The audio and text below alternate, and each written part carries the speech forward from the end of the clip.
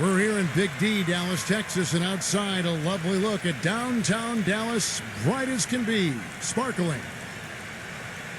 And we've been waiting for this day for a long time. It's opening night and time to check out the starting lineups to the tip-off of the new season. First, for the Heat, Chalmers and D. Wade are the guards.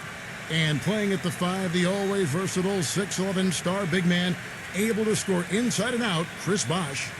Then it's LeBron James, and it's Beasley in at the 4. And then for the Dallas Mavericks, Calderon is out there with Ellis. And in the middle, a 6'7" banger out of Pittsburgh, and a prolific rebounder with no ACL.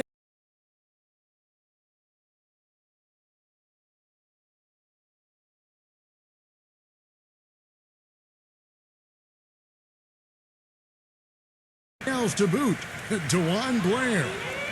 Then there's Marion, and it's Nowitzki in at the power forward.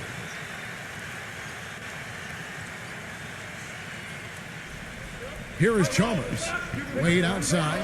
Back to Chalmers. Takes the 3. Sean Marion grabs the miss. You know, well, the days of the Matrix put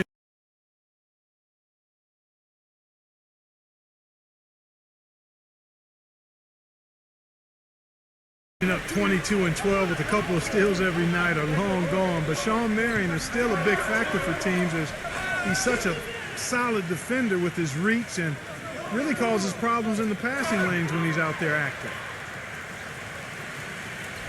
And here is Nowitzki. Ellis kicks to Calderon. Back to Ellis. And count the basket. He was fouled, and he's going to the line for one more. And at 35 years of age, Sean Marion still an outstanding rebounder, top 5 among small forwards and rebound rate last season. And inside, he's very dangerous. He's got a lot of little funky shots, little floaters and runners.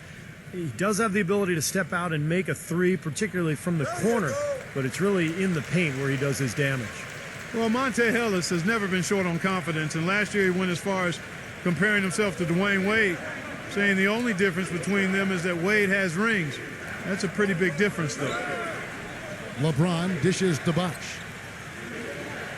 Kicks it out to Beasley. Good ball movement here by Miami. A shot by LeBron, no good. Well, they're fortunate. The defense was taking a big chance leaving him that wide open behind the arc. Calderon kicks to Ellis. That falls. Nice feed this time from Jose Calderon. Ellis has got 5 points so far.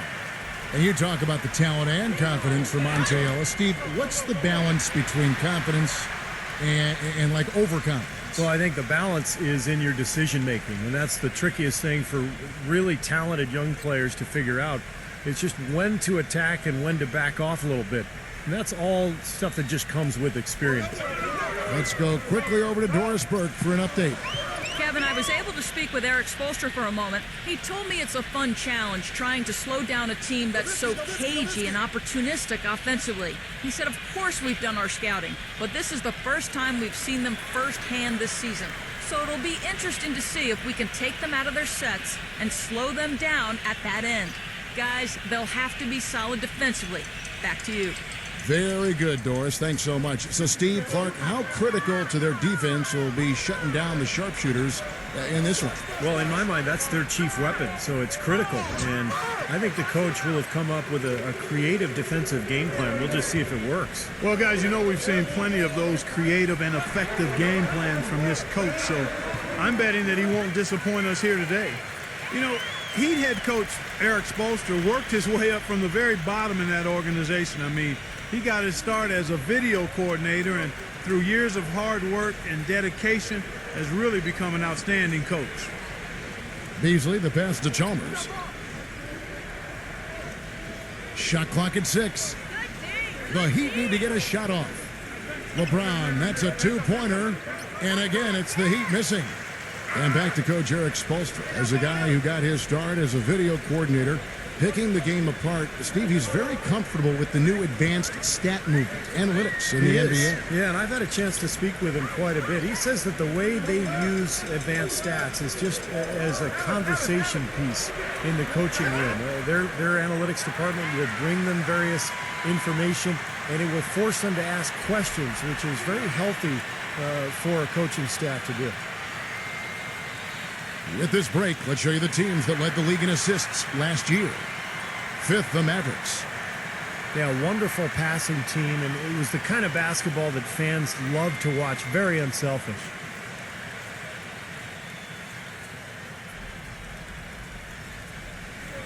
Here's LeBron.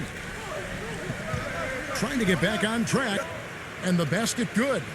Well, it took a while, but somebody finally got a shot to go. You know, I was starting to get a little concerned for them. I mean, it hadn't been pretty to this point.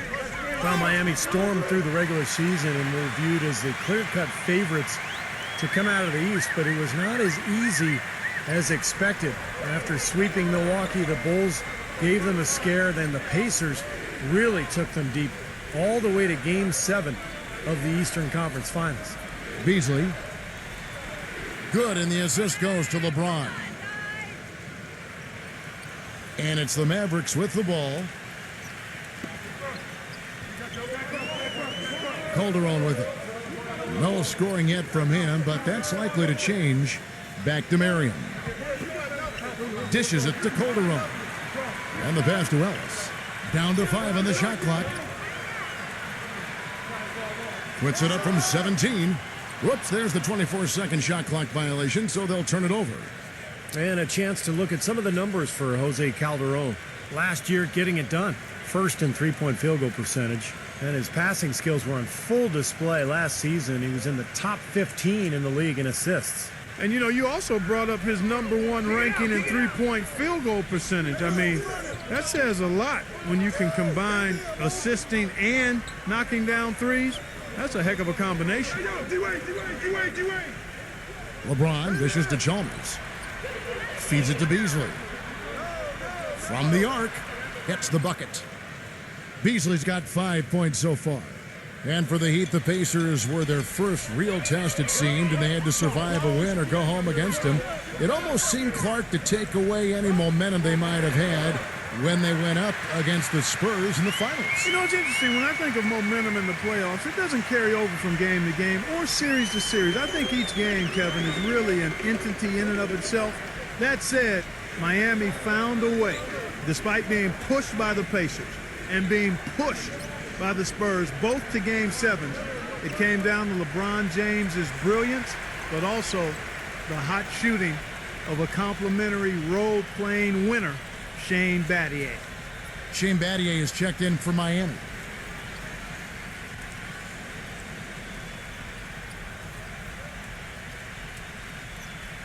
Mavericks leading by 6. Ellis outside. There's the dish to Nowitzki. And the shot counts. He's fouled, and it's a chance for a three-point play. I don't know what's happening to their defense. I mean, they don't have any effort, any purpose. And it's really costing them. I mean, the last 5 baskets at that end have been on very easy looks. Well, when you combine Dirk's height with his touch and his release, which is basically behind his head, he becomes impossible to defend. And unless he's just missing his jump shot that night, you're in for a long night. Especially when you couple it with his knack for playing with his back to the basket when he wants to. Often Dirk will catch it on the low block, lean into a defender to create some space, and then the next thing you know, he's up in the air knocking down that jumper. And finished off by LeBron.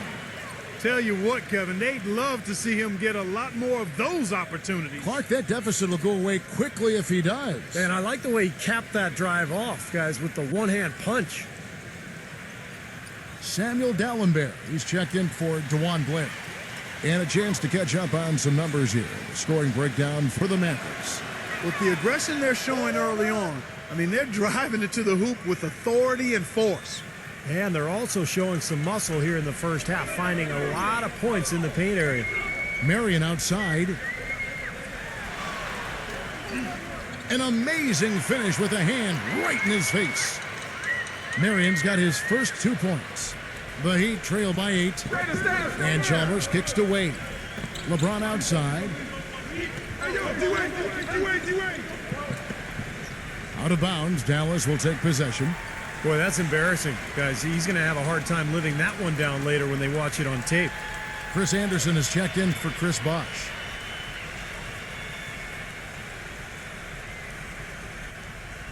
Mavericks leading by 8. Now here's Calderon. Looking for his first basket still in this one. Carter, the pass to Ellis. Get outside, get outside. Back to Carter. 6 to shoot.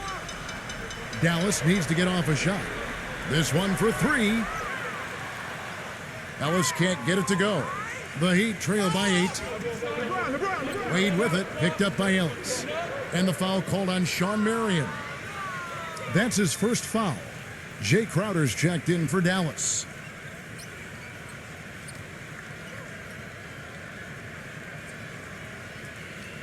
Here's Battier. Kicks to LeBron. A floater, and that one's good. LeBron's got his third basket of the night. You know, he operates so well close to the bucket. There's nothing he likes more than seeing an opening inside. You know, it's always fun to play the hypothetical game with players. One with LeBron is just how good is he? Like, would he be able to go deep in March Madness playing with a good high school team? That might not be as ridiculous as you think. Back to Chalmers. Good ball movement here by Miami. There's the feed to Wade. LeBron James on the wing. Here's Anderson. And good work on the boards. They pick up the second chance points. He was the first one to react to that miss. Excellent anticipation on his part. A hustle play on the putback by him. Passes it to Crowder. Back to Ellis. Ellis draws the double. 6 on the shot clock. And out of bounds as the Heat gain possession. And Clark, you talked about LeBron on the college level. He looks like he's playing against college players, you know, Steve, with his strength and his size. Well, he can do everything. No matter what you ask of him on the floor, he can do it. He can play point guard. He can play power forward. And defensively, I mean, how about last year during the playoffs? 1 minute he's guarding David West. In the next series, he's guarding Tony Parker. So the versatility is just incredible. Off the charts, you're right. Douglas kicks to Oden. Gallenberg's there. From the baseline. Shot's good from Oden. Well, he can squeeze himself into the box score every now and then. And it's Harris off the drive. Pass to Ellington. He feeds it to Dallenberg. Ellington outside Carter, and the shot is good. Carter's got himself on the board with 3 there. Well, they've settled into their offense very quickly here today. Yeah, they're zoned in, making the most out of their possessions here. On the wing, Battier, defended by Crowder. Battier dishes to Allen. He kicks it to Douglas. 3-pointer. Here's Oden. Banked in off the glass. You know, that putback's about as easy as it's going to get. You have to put a body on someone down there. Well, no box out. That's the result you get right there. Pass to Crowder. Lets it go from deep. Another 3 for Dallas. Looked like there was a little confusion there as to who was supposed to be guarding him. The Heat trail by 8. And here's Douglas. He hasn't yet put up any points in this one. Tony Douglas, I thought, had a nice bounce-back season a year ago. Always a tough defender, guys, and got his shot to start falling again, which had been AWOL for a bit. And Douglas out of Florida State, more of a combo guard. Yeah, he's not a pure point or an elite scorer, but he is good defensively. You know he's going to get that from Florida State, and I like his aggressive mentality at that end of the floor. Dallas usually does well against the Eastern Conference, and even in a year when they were struggling, that still was the case. The Mavs posted a 500 or better record against every division in the Eastern Conference. Mavericks making a switch here. Lights checked in.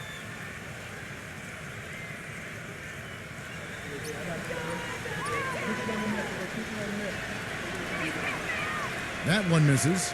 Dallas did finish 41 up and 41 down in the year, with 17 of those wins coming, Steve, against the East. Not a bad mark for him.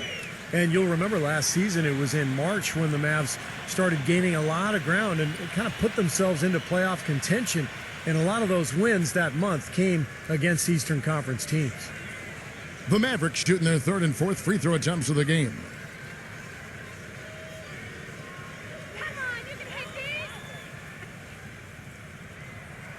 And that one falls for Ellington. You know, one of the things about the Heat since the Big Three has come together is that they've been able to find the right kinds of veteran players to step in and fill specific roles for this team as they've won a couple of championships now. And Miami making a change here. Cole's checked in. Ellington hits them both. And it's easy to have players want to join the Heat when they're competing for an NBA title every season. But, Steve, even then, they find the ones that most fit their offensive and defensive philosophy, and that's when they're going to come up big for them. Yeah, for sure. This team has done such a good job putting together this roster around LeBron and Wade. You think about Birdman in the playoffs last year, Battier coming in here as a stretch four. They've just found the right players and the right mix, and that's one of the big reasons why this team is back-to-back NBA champs. Here's Crowder, rejected by Haslam. And that's out of bounds. Dallas will retain possession.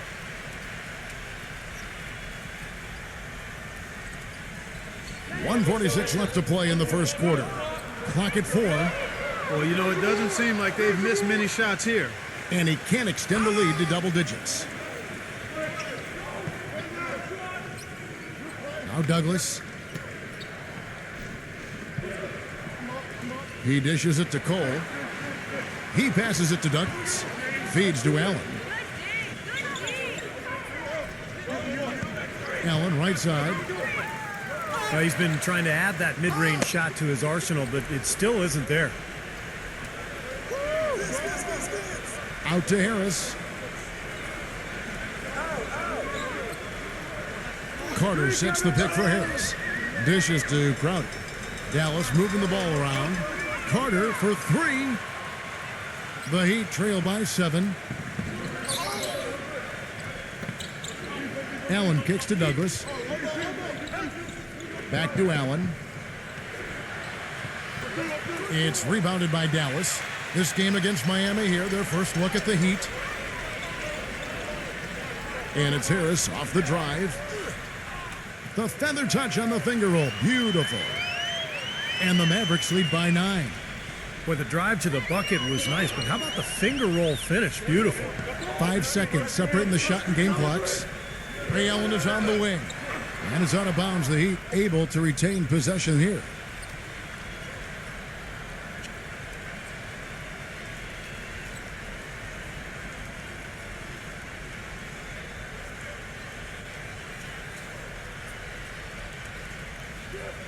There's 18 seconds left here in the first quarter. First trip to the line for him here.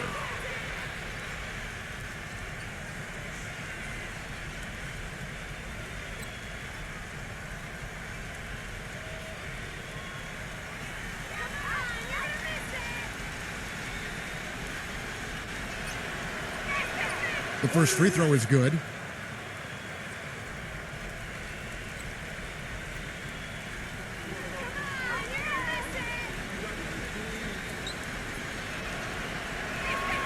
And Allen drops them both. Boy, that was solid. I'll tell you, he's one of the best there is up there at the foul line. Harris passes to Crowder. The dish to Ellington. Harris outside. Swiped away. And so the first quarter is in the books. It's Dallas up by 7. And we'll get going after this from the American Airlines Center.